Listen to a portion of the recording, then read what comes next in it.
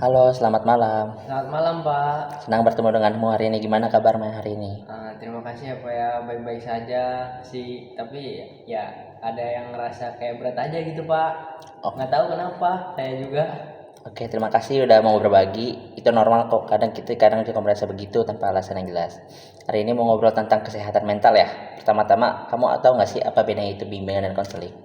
Aduh, mungkin menurut saya ya Pak ya, kayak bimbingan itu kayak lebih buat ngebimbing arah hidup aja sih Pak. Kayak konseling itu eh, buat masalah yang lebih dalam tuh kita nggak tahu juga sih Pak ya. Saya juga ya asal Ya, tebak aja sih. hampir ini sih, hampir tepat. Tapi bimbingan itu, saya jelaskan sedikit ya. Ya. Bimbingan itu memang lebih fokus kepada perkembangan potensi dan bimbingan keputusan.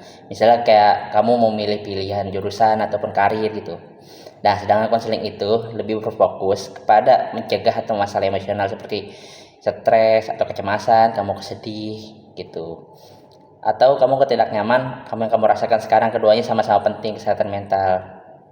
Oh gitu ya Pak ya. Ya, Oh ya, jadi saya jadi tahu sih Pak ya. Tapi jadi yang kita lakukan sekarang ini adalah konseling ya Pak ya. ya betul. Jadi kita ini ngobrol tentang apa yang membuat kita merasa berat, tapi sebelumnya itu ingat ya, kita bicara di sini adalah kerahasiaan.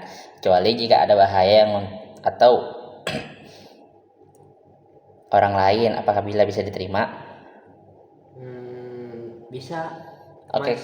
sebelum lebih lanjut, kita belum kenal nih nama Anda siapa? Nama saya Andre Pujana Saputra Pak. Oke, nama saya, kenalkan nama saya Faris ya. Ya Pak, baik. Oke, Eh, mulai sekitar 1 bulan yang lalu nih Pak. Saya mau cerita aja kali apa ya? oh ya Langsung aja boleh, ya. Kayaknya silakan. nggak usah nunda-nunda. Saya juga Ya lebih silakan. biar lebih tenang aja sih Pak. Ya baik, Ya. silakan. Jadi kayak mulai sekitar 1 bulan yang lalu ya Pak ya. Kadang saya bangun pagi aja udah merasa kayak kok capek banget, kok lelah banget ya Pak ya. Kayak nggak semangat buat ngelakuin apapun, kayak bahkan yang dulunya ya saya suka banget nih Pak ya, sekarang jadi kayak kok nggak enak ya gitu. Kayak kadang juga merasa saya sendiri tuh kadang merasa nggak tahu kenapa tiba-tiba cemas yang nggak tahu alasannya apa, jantung kayak berdebar-debar kaget gitu Pak ya. Itu kayak gimana ya Pak ya? Oke, makasih ya kamu udah menceritakannya. Tapi apa sih yang ngerasa yang buat kamu tidak nyaman atau apa kamu ngelakuin apa-apa atau mengatasinya? Udah Pak, cuma coba tidur lebih awal terus tapi kenapa nggak tahu sekarang kayak sulit tidur juga.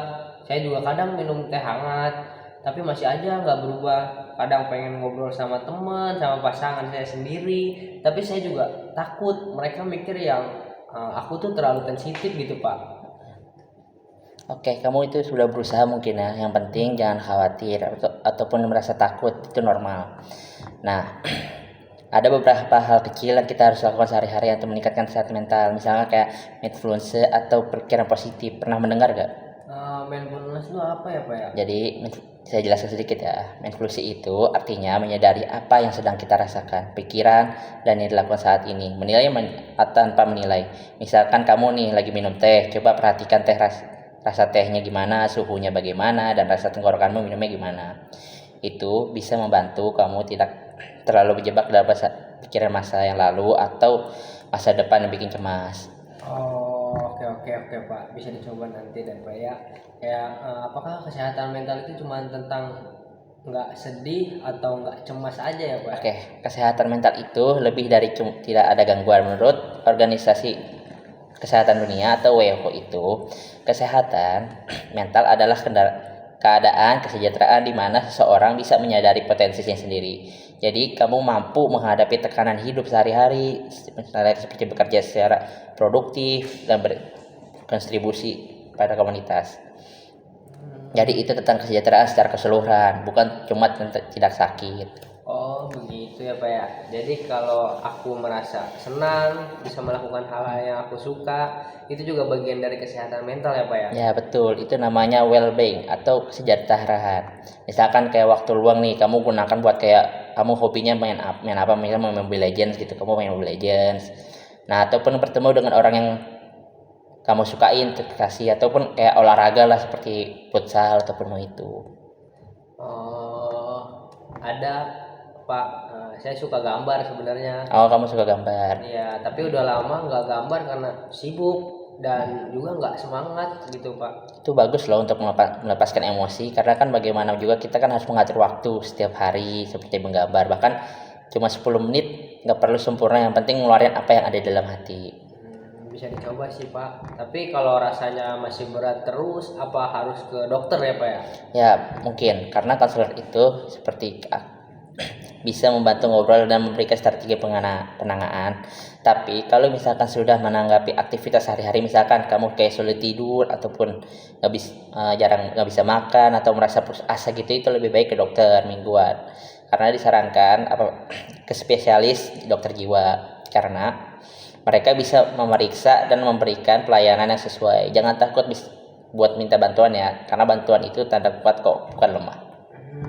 Terima kasih ya Pak ya. Rasanya kayak sekarang udah kayak agak lega ya, mungkin karena emang jadi lebih tahu juga ya Pak ya. Sepertinya saya punya arah buat ngelakuin apa dan apa yang harus saya lakuin gitu ya Pak ya.